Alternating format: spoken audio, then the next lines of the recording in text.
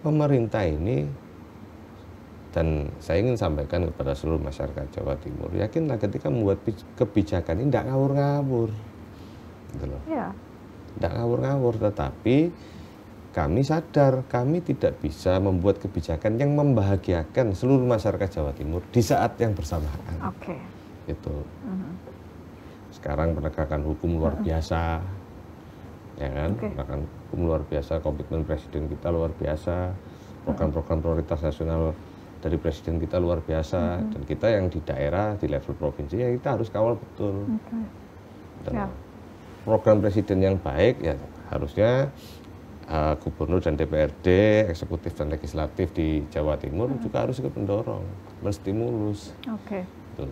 Yakinlah kepada pemerintah. Hari ini Presiden kita, ini Presiden yang punya rencana, yang punya mimpi, cita-cita yang sangat tinggi untuk mengangkat kesejahteraan masyarakat.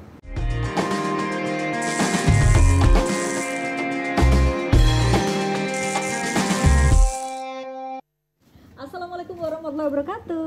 Dulur Jatim, jumpa lagi di Jatim Channel Podcast DPRD Provinsi Jawa Timur. Ketemu lagi dengan Silka Suarizona, dan tentunya nggak sendiri karena Silka menghadirkan narasumber yang luar biasa, seorang politisi muda, Mas Aufa Zafiri SAK, anggota Komisi C DPRD Provinsi Jawa Timur dari Partai Gerindra Jatim 6, Kabupaten Malang, Kota Malang, dan Kota Batu. Halo Mas Aufa, gimana kabar hari ini? Halo Mbak Silka, alhamdulillah baik, sehat. Oke, luar biasa. Sebelumnya terima kasih Mas Aufa sudah hadir di podcast ini. Luar biasa. Silka seneng banget nih kalau ketemu yang politisi-politisi muda gini, apalagi kita ngomongin soal generasi muda. Tema kita hari ini ya Mas Aufa, terkait dengan infrastruktur cerdas untuk generasi digital. Nah, Mas Aufa ini kan menduduki posisi di anggota Komisi C DPRD Provinsi Jawa Timur dari fraksi Partai Gerindra, dan ini juga sebagai wakil rakyat, kita ingin tahu berbagai insight dari Mas Aufa terkait dengan generasi muda sendiri, kaitannya dengan generasi digital. Biasanya ide-idenya ini kan menantang gitu ya, dan juga diharapkan bisa memberi kontribusi yang luar biasa untuk kemajuan Jawa Timur sesuai dengan tagline-nya di hari ulang tahun Provinsi Jawa Timur yang ke-80, Jatim Tangguh Terus Bertumbuh. Nah, Mas Aufa, kita membahas Jatim naik kelas infrastruktur cerdas untuk generasi digital. Sebetulnya kalau kita bicara infrastruktur cerdas, otomatis kan ada beberapa komponen infrastruktur ini yang seperti apa sih, atau apa di benak Mas Aufa supaya Jatim ini bisa naik kelas? Ya. Ketika bicara infrastruktur dan Jatim naik kelas, saya tarik nih infrastruktur ya. Itu ada dua secara general, yaitu infrastruktur fisik dan infrastruktur non-fisik. Dimana kalau yang fisik itu ya bisa dilihat kasat mata, bangun jalan, bangun jembatan, fasilitas sekolah, gedung sekolah, rumah sakit, gitu, saluran irigasi untuk sektor pertanian, dan yang paling penting selain fisik harus ada yang non-fisik, dimana peningkatan kapasitas atau peningkatan keahlian bagi masyarakat Jawa Timur. Dan ini harus simultan bareng, nggak bisa kemudian hanya salah satu saja. Betul. Jadi fisik dan non fisik tadi pembangunan ini ya, fisik yang ada wujudnya, tapi juga pengembangan potensi, kemudian sumber daya manusianya ini juga menjadi komponen penting gitu Mas Aufa ya. Ya, bagi saya itu sangat penting. Karena membangun sesuatu bangunan atau yang fisik kasat mata itu sangat mudah. Tetapi yang paling berat dan paling susah adalah membangun peradaban. Peradaban yang jauh lebih maju daripada tahun-tahun sebelumnya. Nah, ini kan tidak mudah dan butuh upaya yang sangat-sangat ekstra keras, dan bukan hanya tanggung jawab salah satu stakeholder, tapi tanggung jawab kita semua sebagai masyarakat Jawa Timur. Betul, sepakat, dan takes time juga ya, maksudnya butuh waktu lama, kemudian kolaborasi bersama. Tapi bicara soal infrastruktur cerdas nih Mas Aufa, tadi dikatakan yang kita bicara fisik dulu deh, ada mungkin pembangunan jalan, pembangunan jembatan dan lain sebagainya, tapi kemudian bisa dikatakan infrastruktur itu cerdas, itu yang gimana sih? Jadi menurut pandangan saya, ketika cerdas itu adalah infrastruktur yang dibangun, kita bicara fisik ya sekali lagi ya, yang dibangun tepat sasaran, tepat guna, sesuai kebutuhan masyarakat di mana infrastruktur itu berdiri. Nah, jadi contoh misalkan kemudian di daerah yang kesulitan air, ya di situ dibangunlah sumur bor, di situ dibangun saluran irigasi yang memadai. Nah ini kan tepat sasaran, tepat guna. Seperti itu. Di daerah pedalaman yang kesulitan akses menuju rumah sakit, di situ dibangunlah puskesmas-puskesmas baru, sekolah-sekolah baru. Nah ini yang menurut pandangan saya cerdas itu tepat sasaran, tepat guna, nggak muspro gitu. Iya, benar-benar. Dan mungkin ini juga yang kadang menjadi problem ya, Mas Aufa ya, ketidak tepat sasaran ini. Kadang kalau kita bicara cerdas kan mungkin kerap kali kita kaitkan dengan konteks digitalisasi misalnya, semuanya serba digital gitu. Tapi kan terkadang ada daerah yang belum siap untuk proses itu, tapi ya kemudian ya pada akhirnya muspro tadi mungkin bisa dibilang dan lain sebagainya gitu ya. Jadi begini, ketika kalau kita komparasi nih dengan negara-negara di Eropa, ya, pertama luas wilayahnya kecil. Kemudian dari awal negara itu berdiri karena kecil, pemerintahnya di sana membangun infrastruktur yang sudah dipikirkan dan simultan secara dari tahun ke tahun. Jadi tidak ada ceritanya hari ini bangun jembatan kemudian setengah nggak diteruskan gitu. Artinya sudah dipikir secara matang. Sedangkan tantangan di kita di Indonesia khususnya Jawa Timur, wilayahnya ini luas, Mbak. Betul. Heterogen juga masyarakatnya. Ya, masyarakatnya heterogen. Kemudian kebutuhan daerah satu sama lain ini berbeda. Ditambah lagi kemudian yang paling akhir ini yang paling krusial kalau kata saya, ya kapasitas APBD kita ini juga terbatas. Nah, jadi ketika kita mau membangun infrastruktur, ya kita harus berhitung. Kalau sekarang eranya kemajuan teknologi informasi, digitalisasi, kan orang banyak ngomong digitalisasi, tapi faktanya masyarakat kita ini banyak yang minim literasi digital. Contoh misalkan ke rumah sakit, ya kalau dulu orang harus datang antri ngambil nomor urut, sekarang kan bisa online, masukkan NIK, dapat perkiraan nanti jamnya segini. Tetapi faktanya di daerah-daerah ini masih banyak orang yang tidak ngerti, gitu loh. Ya tidak usah jauh-jauh, kadang-kadang ibu saya yang generasi kolonial ya, iki piye tole kan kira-kira begitu. Oke. Tapi Mas Aufa dengan berbagai problem yang ada tadi, kalau di dapil Mas Aufa sendiri deh di Malang ya, kabupaten, kota maupun Kota Batu, infrastruktur cerdas dalam artian yang tadi Mas Aufa sampaikan itu sudah terlaksana belum? Sampai hari ini ya alhamdulillah terlaksana, tapi belum menyeluruh. Belum optimal ya? Belum optimal ya. Kenapa belum optimal? Tantangannya tadi sudah saya sampaikan di awal, ketercukupan atau ketersediaan anggaran. Karena kita mau bangun infrastruktur yang jor-joran luar biasa, ada sektor-sektor lain yang terabaikan. Sedangkan kita mau meng-create APBD itu dasarnya adalah RPJMD. RPJMD ini adalah implementasi janji kampanye seorang kepala daerah. Jadi kepala daerah, wong saya terpilih nih, saya punya rencana mau bangun ini, bangun itu tertuang dalam RPJMD. Oke. Dan kalau tadi kita bicara yang fisik ya, kemudian non fisik, apakah juga sama belum optimalnya atau gimana? Kalau mungkin dari dapil Mas Aufa dulu deh. Dari dapil saya, kita bicara optimal dan tidak optimal itu harus ada parameternya. Kalau parameter apakah ini sudah berjalan, saya pastikan berjalan. Kalau yang dinilai optimal adalah belum merata menyeluruh, bisa jadi. Karena ada disparitas antar wilayah yang cukup tinggi. Contoh daerah-daerah yang pedalaman itu kan kadang kurang tersentuh. Jangankan ngomong sekolah, bahkan listrik aja bisa jadi belum masuk. Nah, itu yang masih kita perlu kejar lagi, kita perlu fokus lagi untuk memberesi yang seperti itu. Infrastruktur yang mungkin bisa kita katakan yang dasar terlebih dahulu ya, gitu. supaya pemerataan itu bisa firm dulu, baru kemudian dikembangkan ke lain sebagainya. Tapi terkait dengan Jatim naik kelas, mungkin tadi Mas Aufa menyoroti soal tepat sasaran, pemerataan itu yang kemudian menjadi penting. Tapi apa langkah selanjutnya setelah pemetaan itu supaya lebih tepat sasaran, langkah-langkah untuk kita bisa Jatim ini bisa naik kelas nih dengan generasi digitalnya atau generasi mudanya? Banyak, ya. Kita berbicara tadi fokusnya adalah infrastruktur. Ketika ngomong infrastruktur, kita membangun samping itu kan butuh anggaran. Nah, kemampuan anggaran APBD kita terbatas. Ya, maka ada caranya. Bagaimana? Ya kita harus bekerja sama dengan swasta. Ya, harus bekerja sama dengan swasta. Konsepnya contoh seperti jalan tol. Jalan tol itu kalau pemerintah bangun duitnya tidak ada.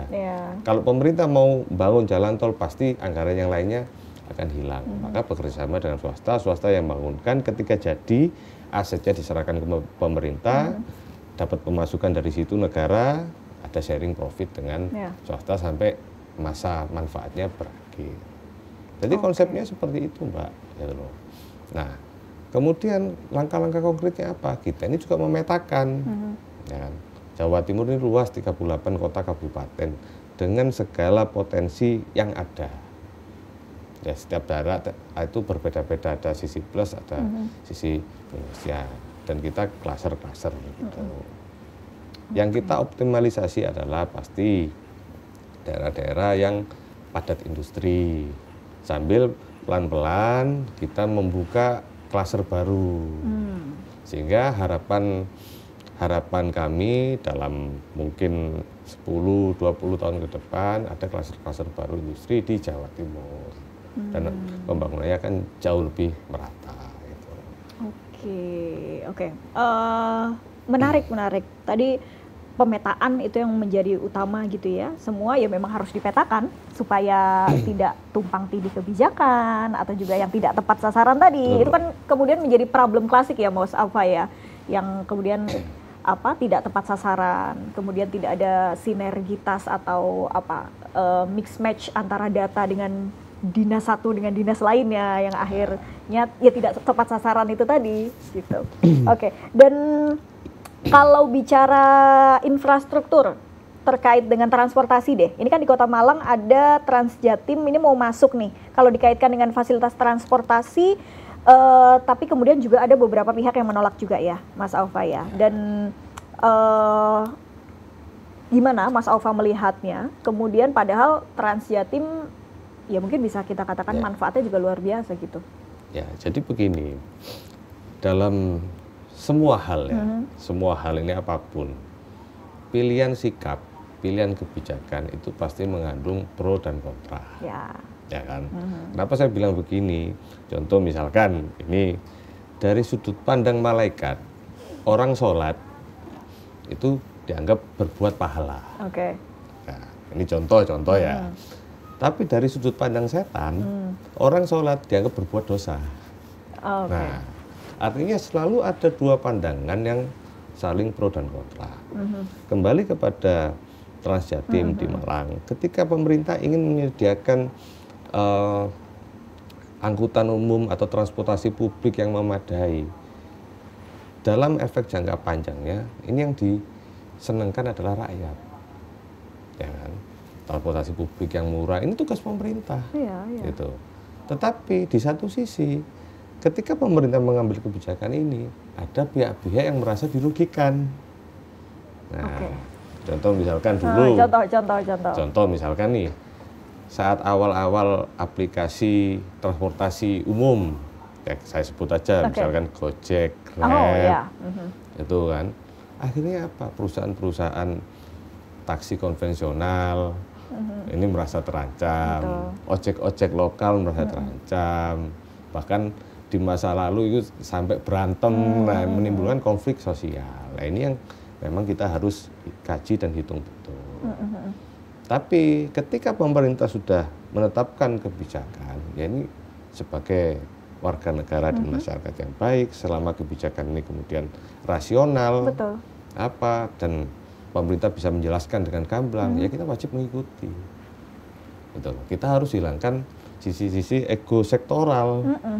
Ya, kadang-kala orang ini kan merasa benar menurut dirinya sendiri, padahal belum tentu sesuai dengan fakta dan kondisi yang ada. Itu. Oke. Tapi kalau Mas Aufa sendiri mendorong ya hal ini, apalagi kan Malang itu kota pelajar ya, maksudnya pasti akan banyak yang mendapat manfaat dari adanya Transjatim, transportasi yang terintegrasi. Jadi semangatnya adanya transportasi umum yang disediakan oleh pemerintah, ini kan konsep pemerintah ini kan sederhana. Jika tidak bisa menambah pendapatan masyarakat, minimal harus mengurangi beban masyarakat. Dengan adanya transportasi publik yang memadai dan murah, otomatis kan beban masyarakat berkurang. Mungkin kalau dari daerahnya mau kemana dulu harus naik nyarter mobil, kan mahal, tapi begitu ada Transjatim, bis yang murah gitu kan, masyarakat juga menjadi terbantu. Harapannya kegiatan aktivitas masyarakat khususnya mahasiswa, pelajar, kan Malang itu tidak hanya itu saja, banyak sektor UMKM, ya, petani, pedagang gitu, ini akan terbantu gitu.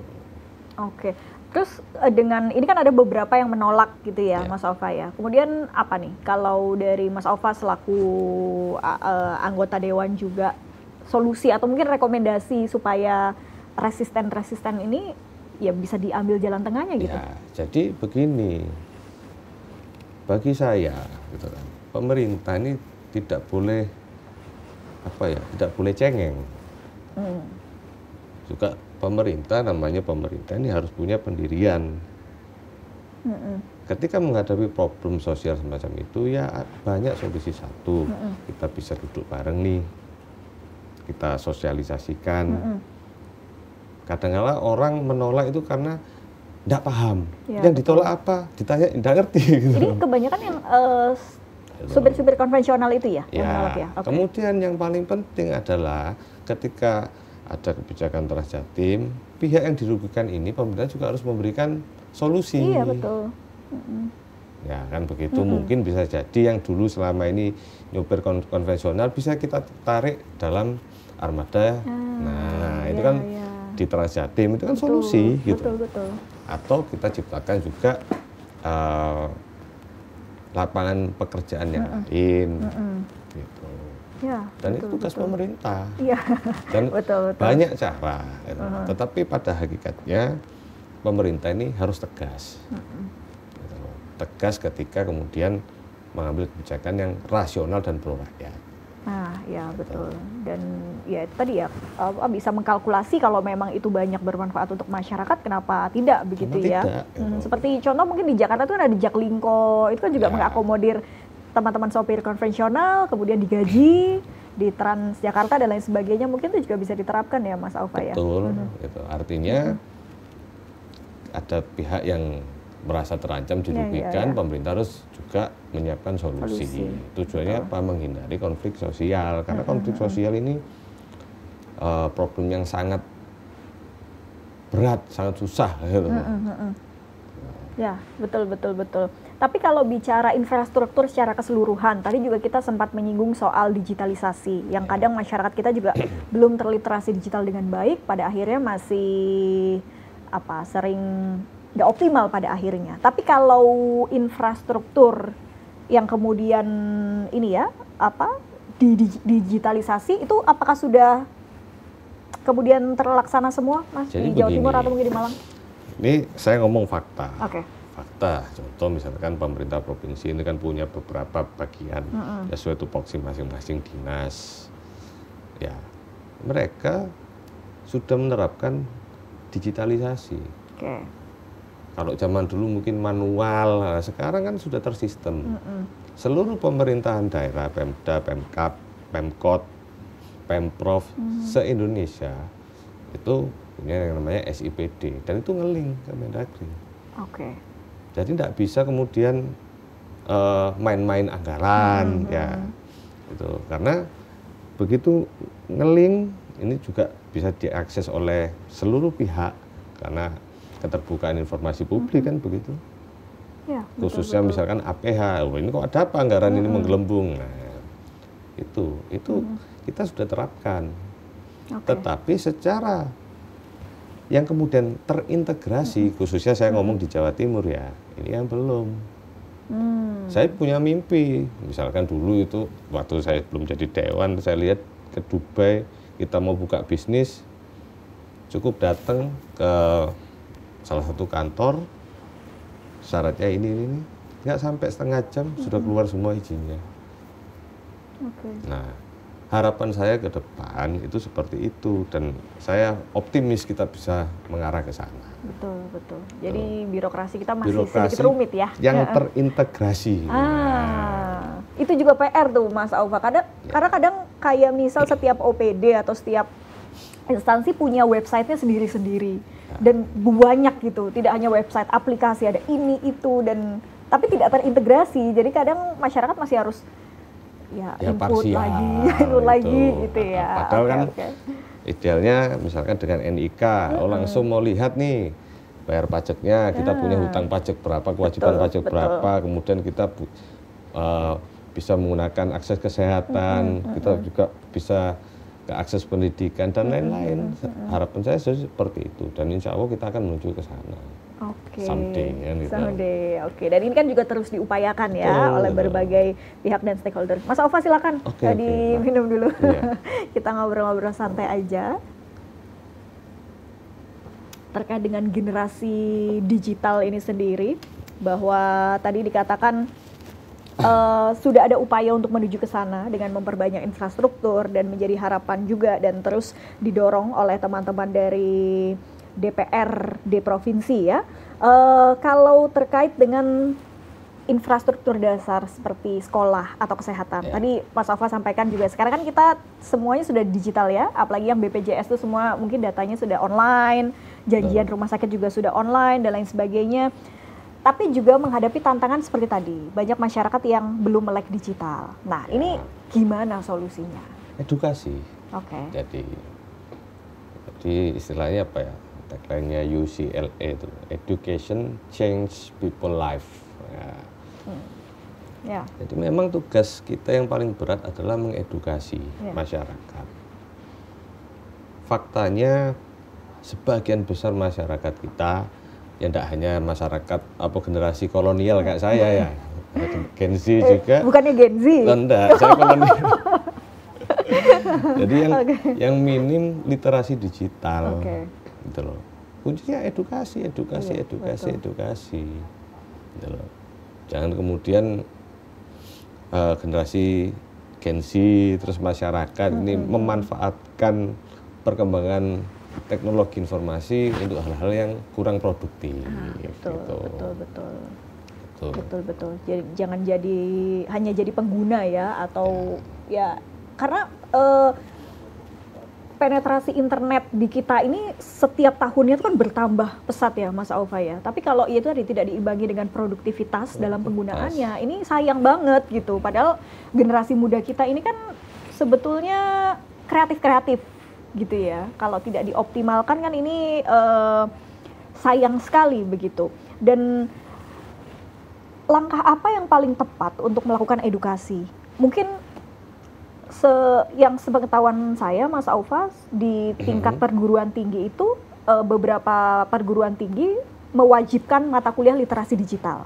Nah, tapi kan kita juga punya banyak sasaran masyarakat yang mungkin di desa yang tidak terpapar secara langsung pada digitalisasi, tapi mereka ya harus mau tidak mau adaptif dengan perkembangan zaman dan terliterasi digital. Apa bentuk edukasi seperti apa yang bisa kita lakukan? Ya satu, kan tadi Mbak Silka. Nah, Mbak Silka tadi itu kasih clue kan itu. Kalau di tingkat perguruan tinggi seperti itu.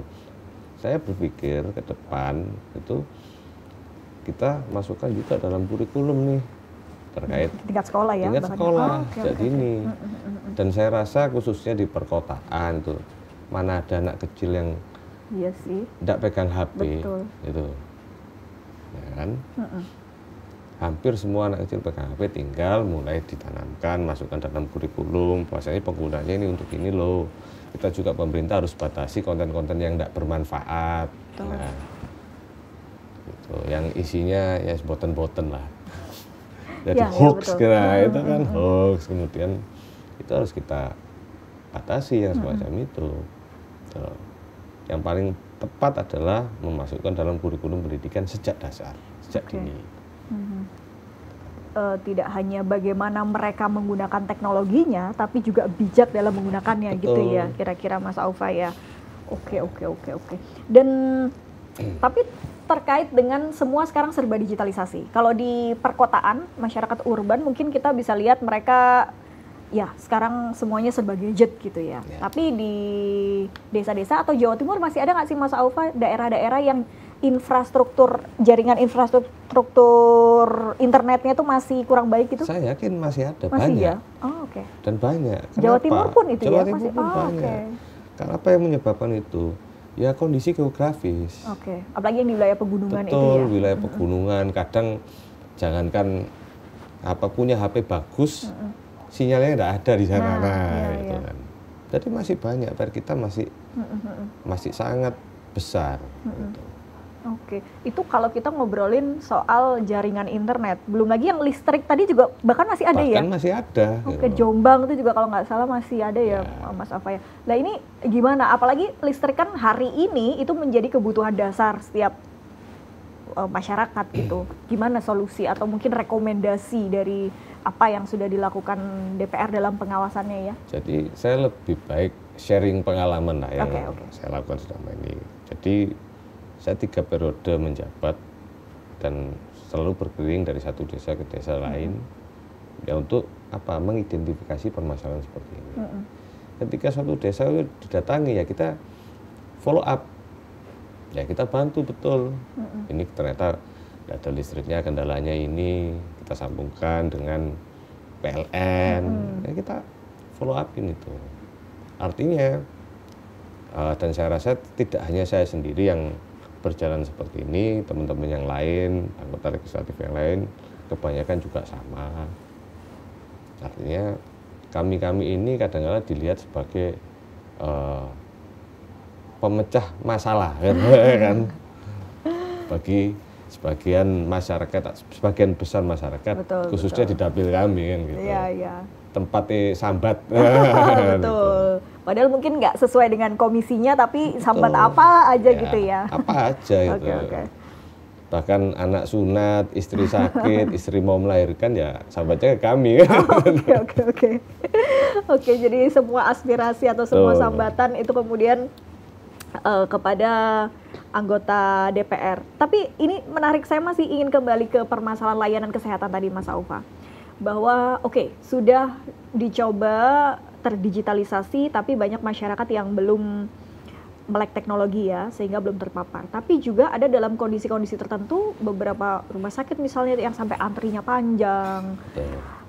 Gimana Mas Aufa sendiri melihat terkait dengan infrastruktur kesehatan kita ya? Atau mungkin perlu biaya anggaran tambahan misalnya? Ya, jadi kita melihat sesuatu itu memang harus objektif.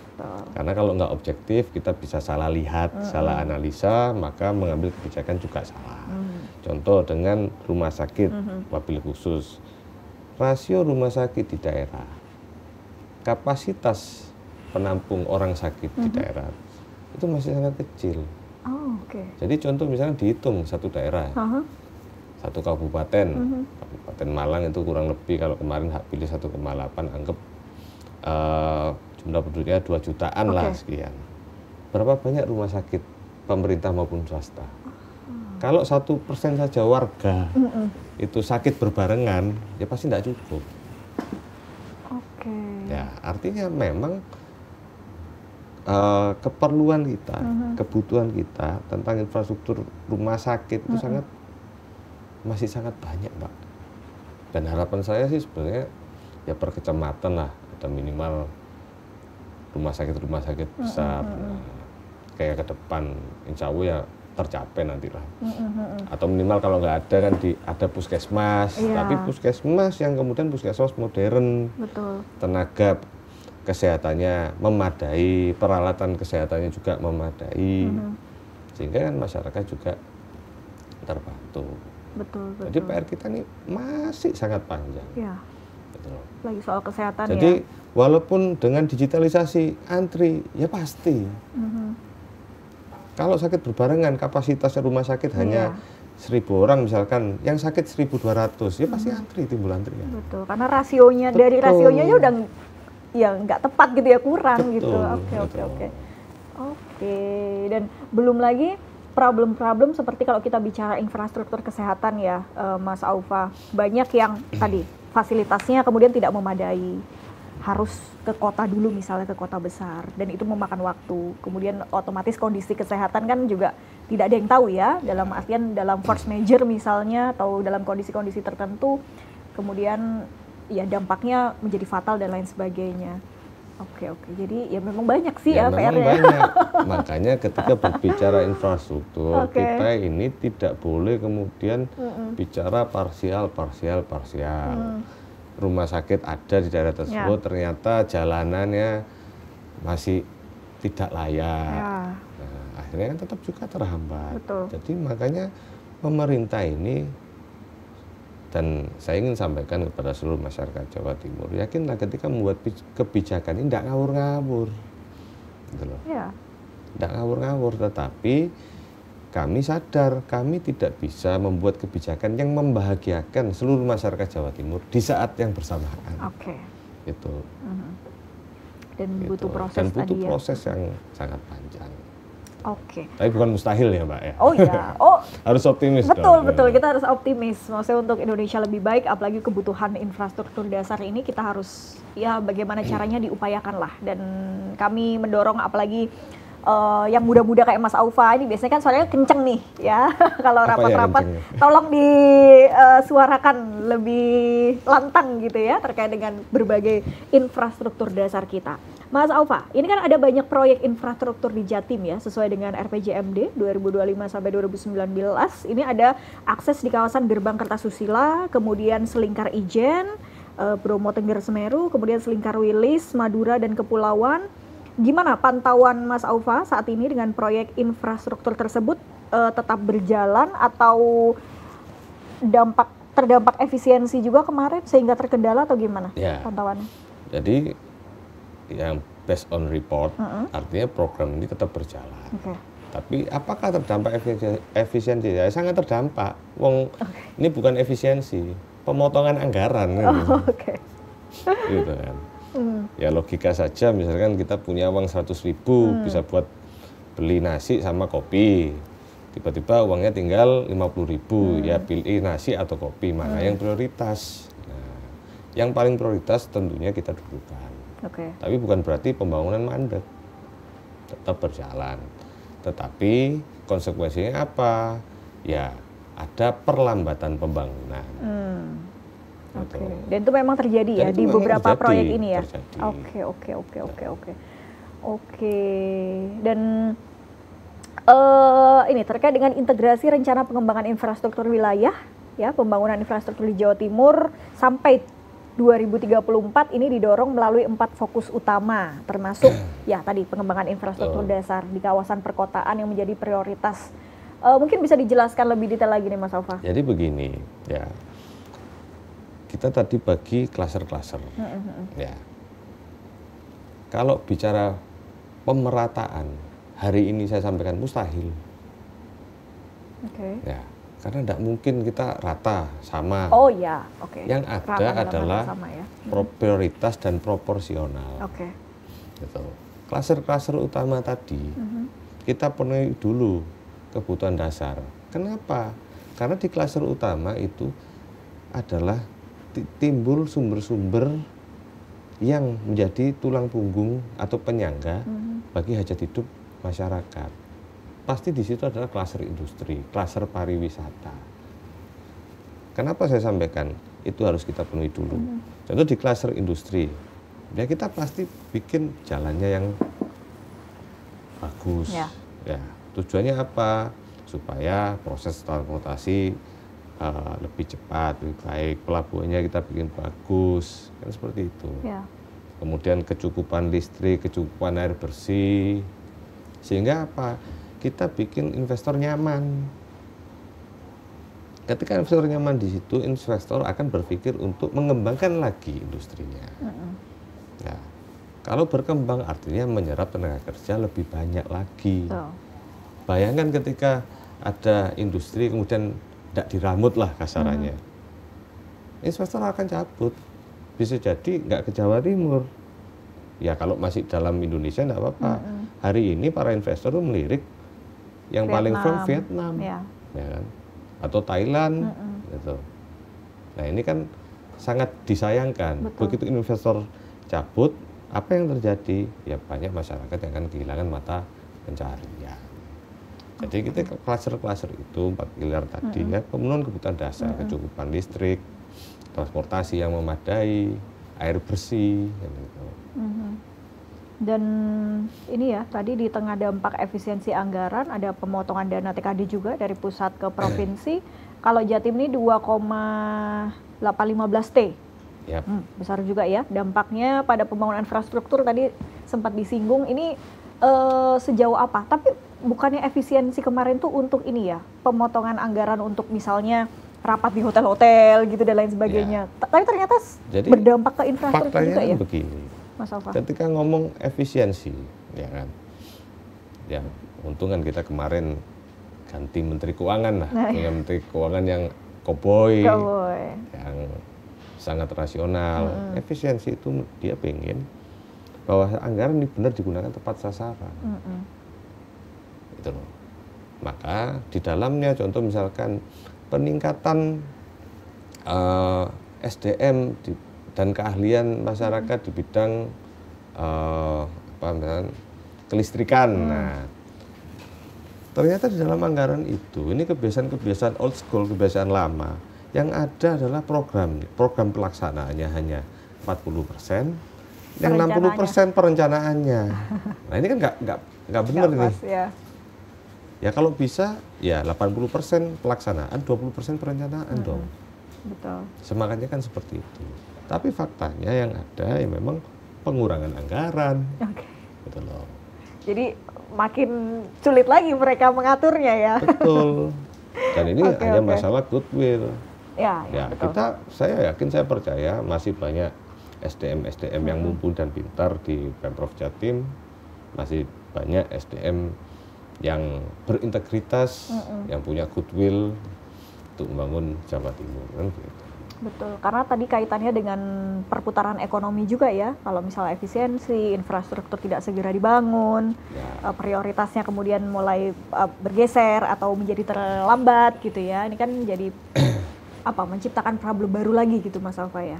Ya, artinya problem itu sampai kita mati pun ada problem. Gitu kan. Contoh misalkan orang meninggal, dipikir nggak ada problem, ya enak-enak meninggal, tiba-tiba ada pelebaran jalan di kuburannya, mayatnya geser-geser kan harus geser kan problem. Iya. Tapi terkadang mindset kita kan cenderung membenahi itu hilirnya saja, hulunya kadang ya sudah masih begitu gitu, sehingga ya problem tadi tidak pernah betul-betul selesai karena ya itu tadi hanya dibenahi kemudian di hilir-hilirnya saja gitu Mas Alfa. Tapi selama pengalaman saya, hari ini semakin hari kita akan menuju pemerintahan yang jauh-jauh lebih baik. Saya apresiasi sekali sekarang penegakan hukum luar biasa, ya kan? Penegakan hukum luar biasa, komitmen presiden kita luar biasa, program-program prioritas nasional dari presiden kita luar biasa, dan kita yang di daerah, di level provinsi ya kita harus kawal betul. Dan program presiden yang baik ya harusnya gubernur dan DPRD, eksekutif dan legislatif di Jawa Timur juga harus ikut mendorong, menstimulus. Gitu. Oke, Mas Aufa, terakhir, ini tadi yang terkait sempat saya singgung pemotongan dana TKD yang 2,815 triliun ini kan untuk 2026 nanti ya. Tahun Sehingga depan. betul, sehingga mungkin dampak tadi sudah sempat dirasakan beberapa waktu ini, otomatis kan kita sudah punya gambaran dampak apa yang akan ditimbulkan. Betul. Nah, itu bagaimana? Mungkin juga upaya apa pencegahan dan juga mungkin harapan ke depan supaya Jawa Timur ini tetap bisa naik kelas dengan infrastruktur cerdas ya. Ya, jadi kita back to the topic kan. Jawa Timur naik kelas dengan infrastruktur cerdas. Untuk membangun infrastruktur tadi saya singgung kan, kita tidak hanya mengandalkan duit pemerintah, jelas nggak cukup Pak. Kita harus kreatif, mengajak kerjasama dari swasta. Dengan cara apa? Investasi. Dan investasi ini tidak gampang, bukan tugas pemerintah saja, seluruh lapisan masyarakat. Makanya saya ingin seluruh masyarakat Jawa Timur ketika ada wacana atau rencana investasi, ya monggo ayo dikawal, dijaga bareng-bareng. Jangan belum berjalan kemudian sudah banyak resistensi. Nah, ego sektoral harus dihilangkan. Tujuannya apa? Supaya pembangunan infrastruktur ini tidak terpengaruh oleh pemotongan-pemotongan yang tadi.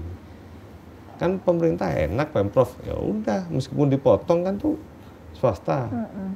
Nah, cuma ini tugas yang tidak mudah. Kedua, ketika bicara dengan pemotongan, maka ada konsekuensinya jelas.